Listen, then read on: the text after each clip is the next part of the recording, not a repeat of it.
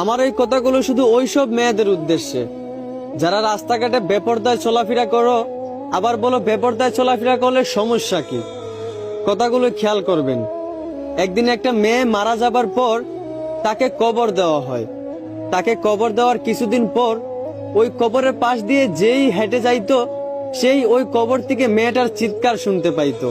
এইভাবে দীর্ঘদিন চিৎকার শোনার পর গ্রামবাসী মিলে একদিন চিন্তা করলো যে কবরটা খুঁড়ে দেখবে।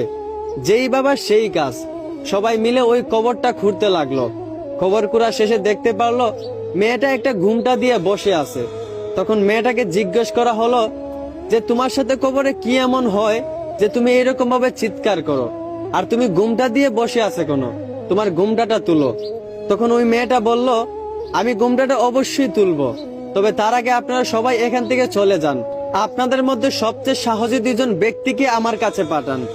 মেয়েটার কথা মতে সবাই ওই কবর থেকে চলে গেল এবং সবচেয়ে সাহসী দুজন ব্যক্তি ওই মেয়েটার কাছে গেল।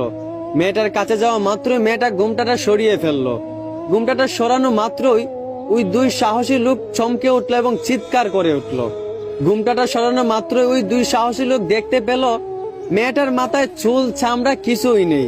মেয়েটার মাংস আর মগজগুলো পুকে খাচ্ছে।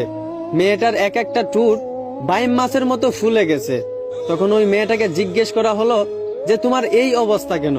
তখন মেয়েটা প্রশ্নের উত্তরে বলল, আমি যখন দুনিয়াতে বেঁচে ছিলাম তখন আমি তেমন খারাপ কাজ কিছুই করি নাই, আমি ভালো হয়ে চলতাম।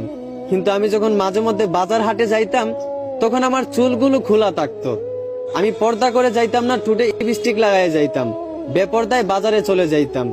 এই সামান্য বেপর্দায় চলার কারণে আজকে আমার কবরে এই অবস্থা।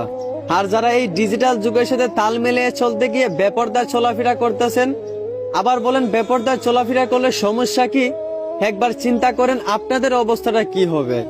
যদি একজন মুসলমান হয়ে থাকেন তাহলে যখন রাতে ঘুমান তখন বালিশের সঙ্গে মাথাটা লাগাইয়া একটু চিন্তা করে দেখেন এই ডিজিটাল যুগের সাথে তাল মিলিয়ে চলতে গিয়ে কতটা নির্লজ্জ মেয়ে আপনারা হয়ে গেছেন।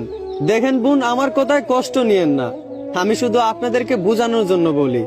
আশা করি আমার কথাগুলো বুঝতে পারছেন। ধন্যবাদ।